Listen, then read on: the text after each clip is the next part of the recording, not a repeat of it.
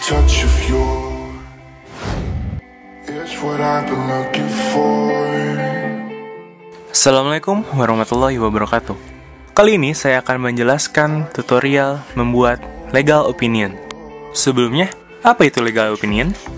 Legal opinion atau pendapat hukum adalah satu peran pekerja hukum dengan memberikan konsultasi hukum, yaitu memberikan pendapat hukumnya. Baik digunakan untuk menghindari timbulnya sengketa maupun untuk penyelesaian sengketa. Legal opinion terbagi menjadi dua.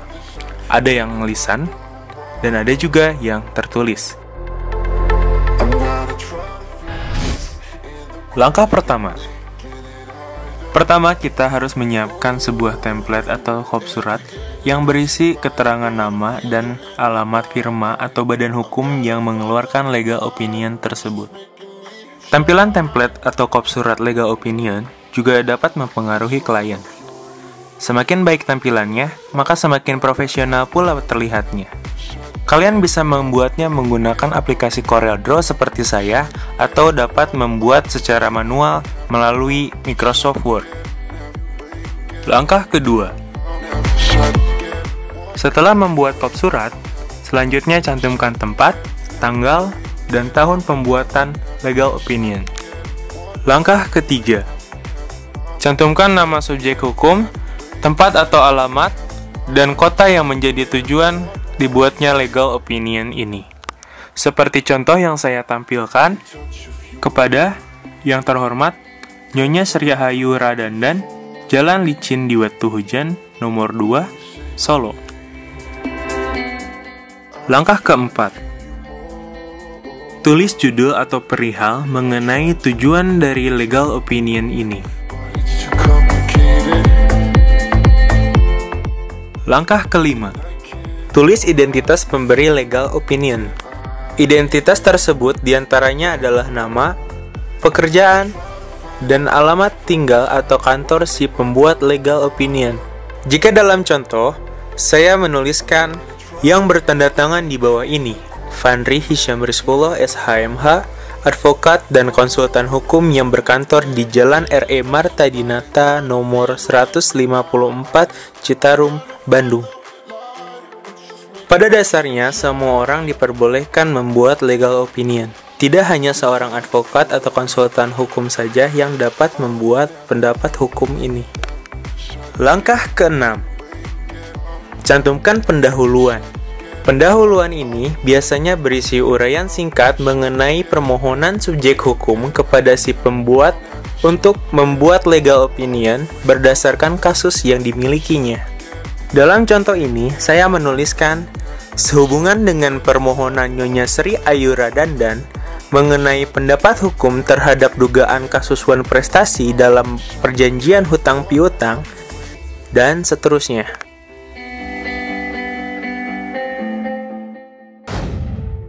Langkah ketujuh, tuliskan identifikasi fakta hukum. Terdapat dua bagian dalam identifikasi fakta hukum. Di antaranya, beberapa poin yang dijadikan dasar pemahaman atas kasus yang merupakan hasil pertemuan bersama dengan klien.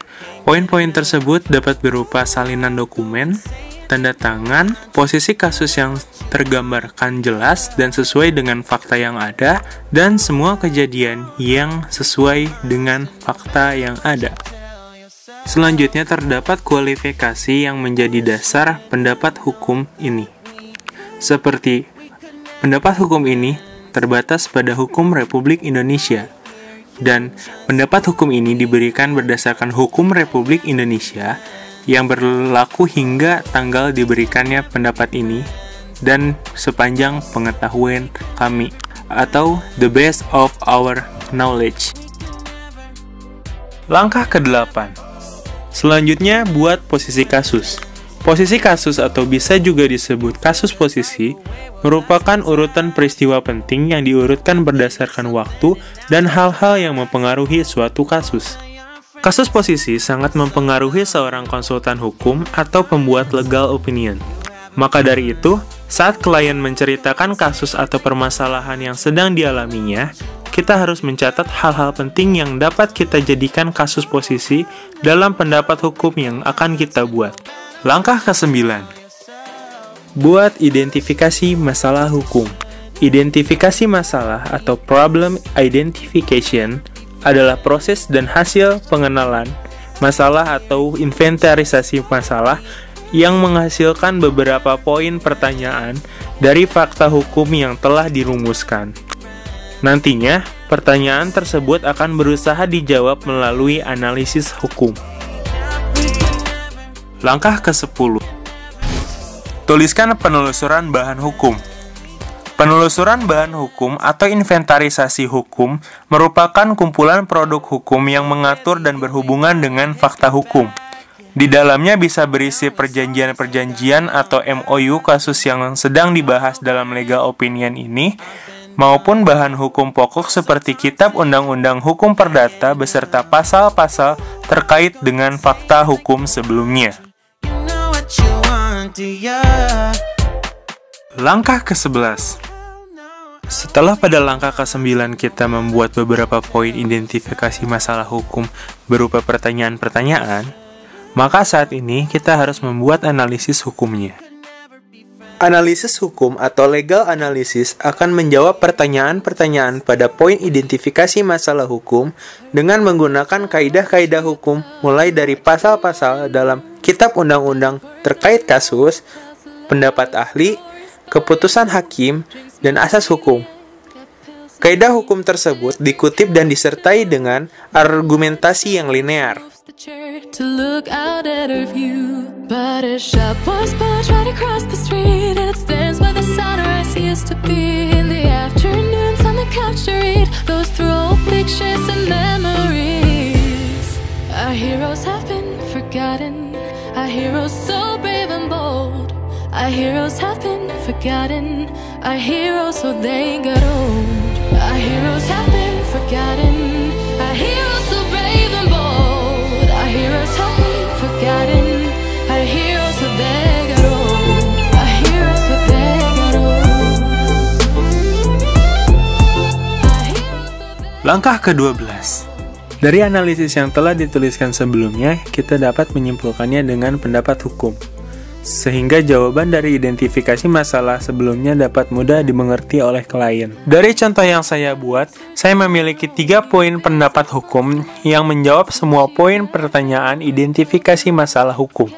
Di antaranya, 1. Perjanjian hutang piutang tersebut dapat dikategorikan sebagai kontrak sesuai dengan 4 syarat sah kontrak dalam pasal 1320 KUH Perdata.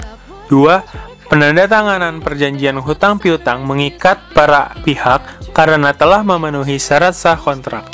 Dan 3. Penunggakan terhadap perjanjian hutang piutang dapat dikategorikan sebagai iuan prestasi. Langkah ke-13. Dalam langkah terakhir ini, tuliskan rekomendasi kita untuk klien.